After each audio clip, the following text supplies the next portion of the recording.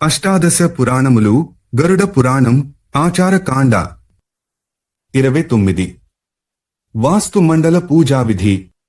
Video చేసినవారు Kanchi త్యాగరాజులు. వాస్తు మండల పూజా విధి. గృహ నిర్మాణ ప్రారంభంలో విఘ్నమేదీ రాకుండా కాపాడుమని వాస్తు పురుషుని వేడుకుంటూ చేసే పూజ ఇది. ఈ వాస్తు పూజకై 81 అడుగుల మండపాన్ని నిర్మించి దానిలోని ఈశాన్య కోణంలో పూజను మొదలెట్టి మండపమంతటా సంపూర్ణంగా వ్యాపింపజేయాలి. ఈ మండల లేదా మండప ఈశాన్య కోణంలో వాస్తుదేవత మస్తకాన్ని నిర్మించాలి. నైరుతిలో 2 పాదాలు, మిగతా 2 మూలల్లో చేతులు ఉండాలి. ఏ నిర్మాణాన్ని చేపట్టినా ముందుగా ఈ వాస్తు దేవతను స్థాపించి పూజించాలి. తరువాత 21 మంది దేవతలను మండల బాహ్య భాగంలోనూ 13 దేవతలను అంతర్భాగములోనూ ఉంచాలి.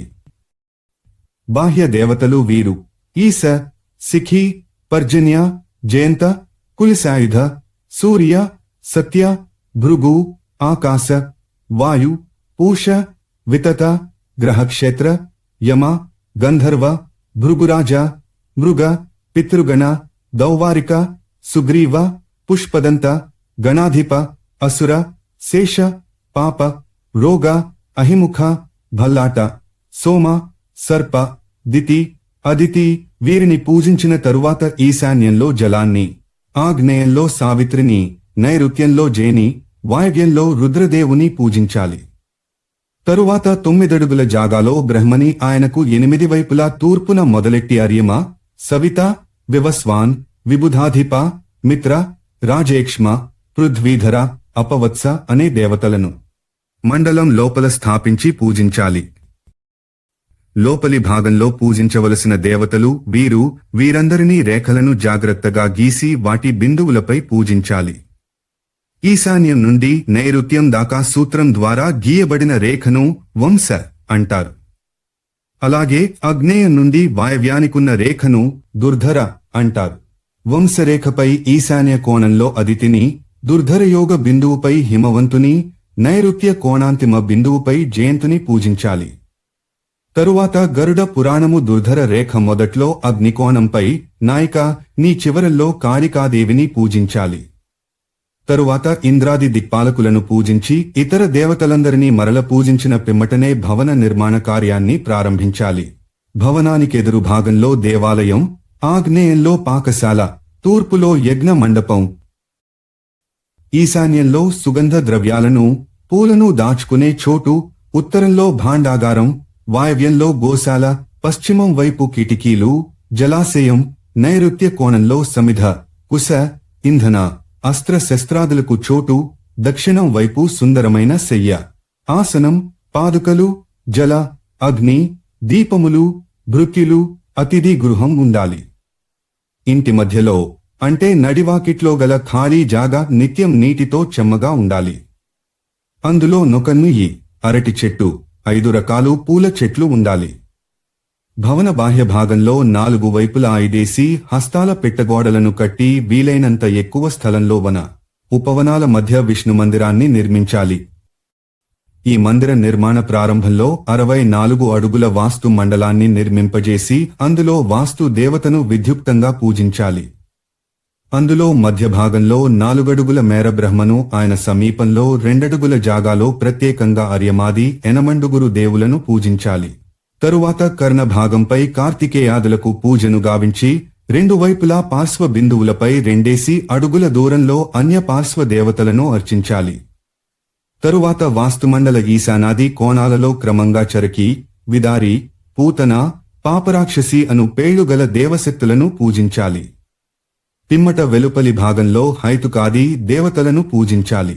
హేతుక, త్రిపురాంతక, అగ్ని, వైతాళ, యమ, అగ్నిజిహ్వ, కాలక, కరాల, ఏకపాదులను దేవతలనే హైతుకాది దేవతలంటారు.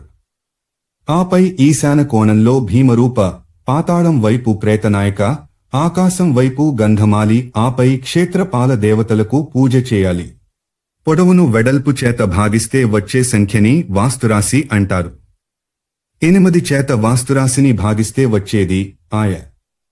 8తో దీన్ని గుణించి 7తో భాగిస్తే వచ్చేది వృక్షభాగం. దీనిని 4 చేత గుణించి 9తో భాగిస్తే మిగిలేది వ్యయం. దీనిని 8తో గుణిస్తే వచ్చేదాన్ని పిండ అంటారు. దాన్ని 60 చేత భాగిస్తే జీవ మిగులుతుంది. శేషాన్ని మరణమంటారు. వాస్తు మండల మధ్యంలోనే ఇల్లు కట్టాలి. దాని వెనుక భాగంలో కట్టకూడదు. మండలానికి ఎడమవైపు కూడా కట్టరాదు. అక్కడ వాస్తుదేవతలు నిద్రిస్తారు. సింహ, కన్య లేదా తులారాశిలో పుట్టినవారు గృహద్వారాన్ని ఉత్తరంలో పెట్టించుకోవాలి. ఇతర రాశులవారు ఇతర దిక్కులలో పెట్టించుకోవచ్చు. ఎందుకంటే భాద్రపద, అశ్వయుజ, కార్తీక మాసాలలో తూర్పు దిక్కున మస్తకాన్ని, ఉత్తరంలో తోకని, దక్షిణ దిశలో క్రోడాన్ని, పశ్చిమంలో చరణాలని విస్తరింపజేసుకుని వాస్తునాగాలు శయనిస్తాయి. కాబట్టి ఉత్తర దిశలో ద్వారం ఈ కాలంలో ప్రశస్తం. వృశ్చిక, ధను, మకర రాశుల వారు అనగా మార్గశిర, పుష్య, మాఘ మాసాలలో ఈ నాగముల పృష్ఠభాగం తూర్పు దిక్కులో ఉంటుంది. కాబట్టి ఆ దిక్కులో ద్వారం పెట్టుకోవాలి.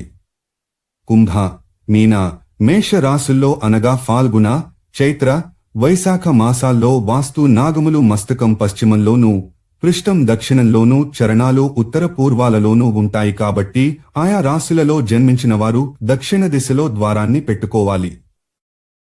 అలాగే వృషభ, మిథున, కర్కాటక రాశుల వారు జ్యేష్ఠ, ఆషాఢ, శ్రావణ మాసాల్లో వాస్తు నాగశిరము ఉత్తరంలోనూ, పృష్ఠం పశ్చిమంలోనూ ఉంటాయి. కాబట్టి పశ్చిమ దిశలో ద్వారమును పెట్టుకోవడం శ్రేయస్కరం.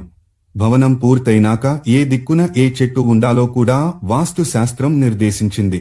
తూర్పు పీపల, దక్షిణ పాకడ, పశ్చిమ బరగద, ఉత్తర గూలర, ఈశాన్య సేమలక.